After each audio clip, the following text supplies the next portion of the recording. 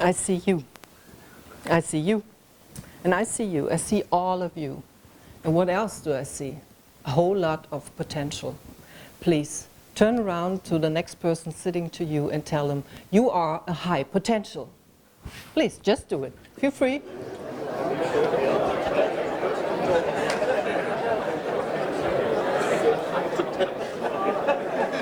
Fantastic. Thank you very much.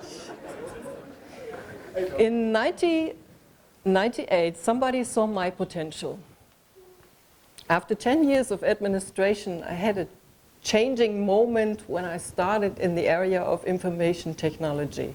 And I tell you, I had no clue. I didn't even know what I was doing there the first days. But my boss saw that I was capable of doing all these things that I had to do. And since then, I'm looking out for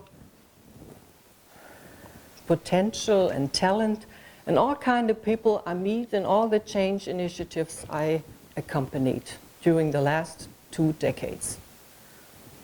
Change isn't easy, but everybody's talking about it. You have to change, companies have to change. And of course, it's not possible to tell the people you have to change, but you can invite the people to change. I would like to give you an example of a customer I had to take care of 3 years ago. And it's funny because this customer is also building metal baskets, but they do it for the kitchen industry. The CEO called and said, my teams are not working together anymore. They don't keep any plannings. They are fighting. And I am in plan of a new change project because we designed a new corporate identity. And we all know corporate identity just not means design. It means an identity, and the identity should go into everybody of the company, right? I guess you agree. So, as I said, they are a supplier for the kitchen industry, and the subsidiary I visited was really in the countries. Nothing was around there, so the people work there needed their jobs over there. The first day, he gave me a company visit. I could have an overview for all kind of buildings that are on this place. And we entered the first manufacturing hall. And I guess you all, I hope you all know how it looks like in a manufacturing hall. It was almost dark inside. In the middle of the hall was a big cloud of swarf hanging. And I thought about my fresh washed hair. It was loud from the robotics and the machines. And also, it was dirty everywhere. It smelled from the chemicals. And somebody told me, you have to stay between the yellow lines. That's where you're secure. And a thought came to my mind, what about the people that are working behind the yellow lines? Are they secure too? We passed by offices hanging in containers under the ceiling, social rooms in glass. Who wants to sit in there and eat his bread? So we walked from building to building, and we stopped at the last building, and it was totally different. It shined in bright white, outside and inside. Modern office spaces, brand new changing rooms, and of course, a new manufacturing hall with white walls, as in here, and the light floor, shiny floor. In German we would say, davon kann man essen.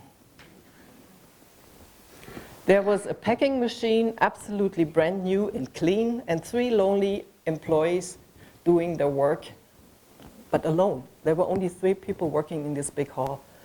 And the CEO stopped at the big gate hall and said, now we're here. This is it. This is our new corporate identity. And I'm curious what you say. I moved in and I was absolutely impressed. It was another huge white hall, and inside they built little wooden houses. In every house was a different themed kitchen. There was a black luxury kitchen with golden items. On the refrigerator you could find champagne. There was a house with a family kitchen, very colorful, and you could find all the metal baskets in different colors. And the third was a house for urban kitchen, for the Asian market. Because you don't have too much space in Asia. They had a tiny kitchen. There was a bicycle leaning on the wall, a graffiti on the wall, and on top of the kitchen was a sleeping space. Fantastic. I was absolutely impressed. You can go in there, you could open everything, feel the haptics, see all the products they are producing. And I said, so what do your employees say about it? And he said, they don't know anything about it yet. It's top secret. It's only for the management up to now.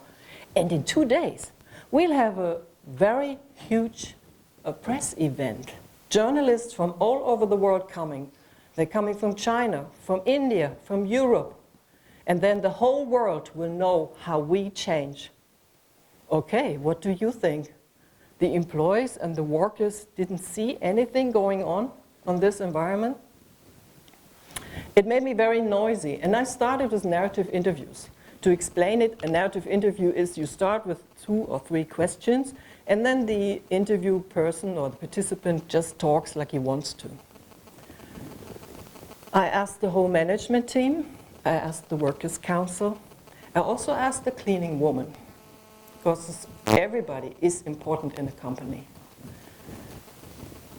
The result was that the workers' accidents, the employees' illness, and the fluctuation was increasing since 3 years.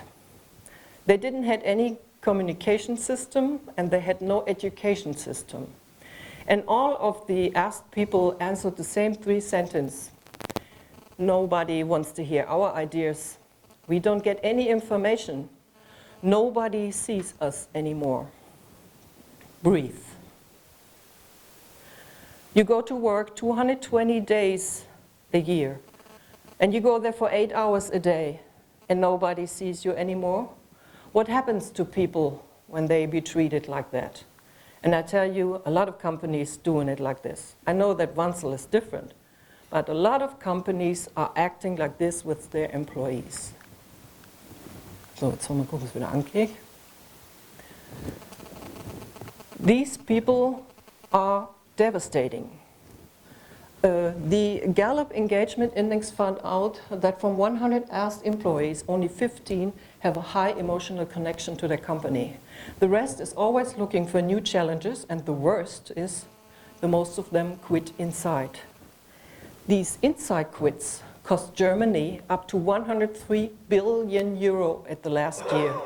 I know it's just statistics, but you are from the finance sector, and I guess you can compare this to your company. What is this? This is wasted talent, wasted emotions, and of course wasted energy, because we need all these people. Our society is standing in front of new challenges. The digitization will make everything faster, so you can sell and buy as fast as never before.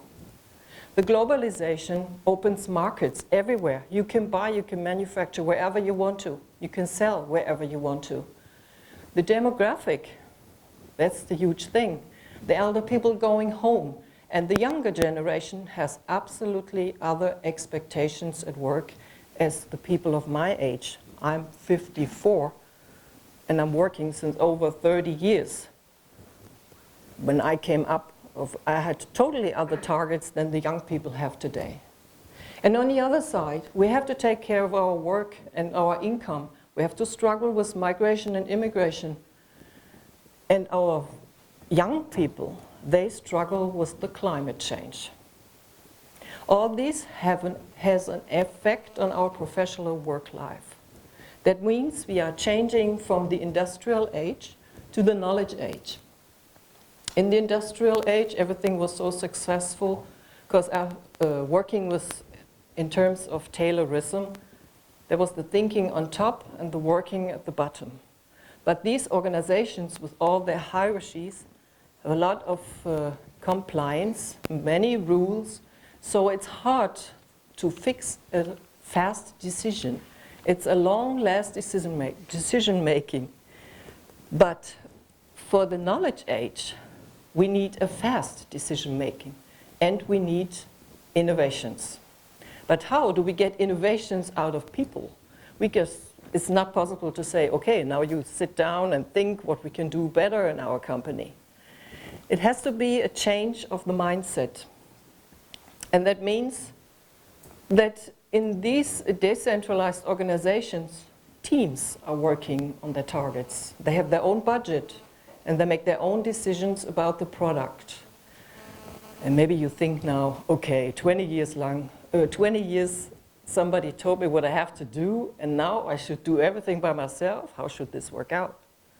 Of course, you need some special skills for this. And you are here these 3 days to try an error on your mindset and on the way to change. We are here to accompany you in a few workshops to find out that change can be easy, can be a group thing, because what Mr. Meyer-Kortwig and Mr. Bergman already said, they want you to become a global team. And I guess after these 3 days, you all go back home and you find already friends. On the left side, you see the new soft skills that are so important for the new decades. And I ask you, who of you has a family at home? Who has kids?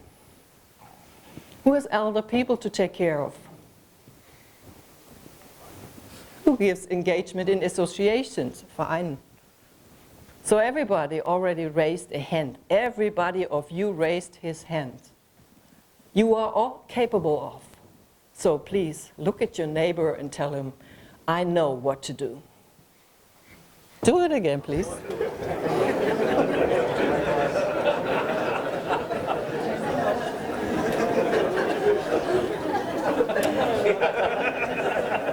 Thank you very much.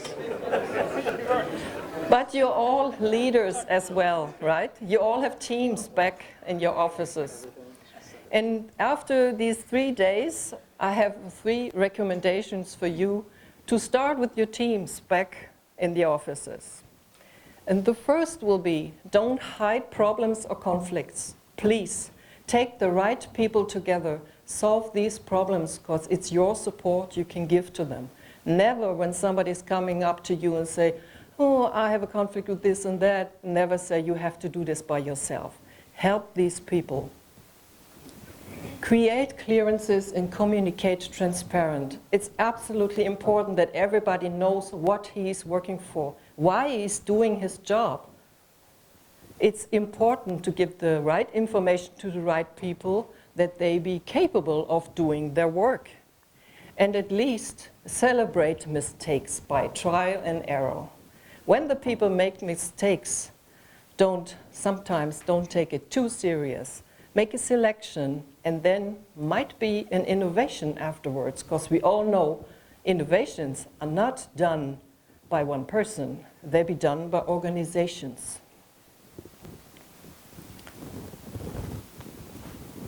I guess the next 3 days will be funny. There will be lots of information you will get from Mr. Bergman. And I know one thing. The management of Wanzel knows that you all have potential. And you are invited to bring in your ideas and your talents for these 3 days to become a success factor in the company of Wanzel. Thank you very much.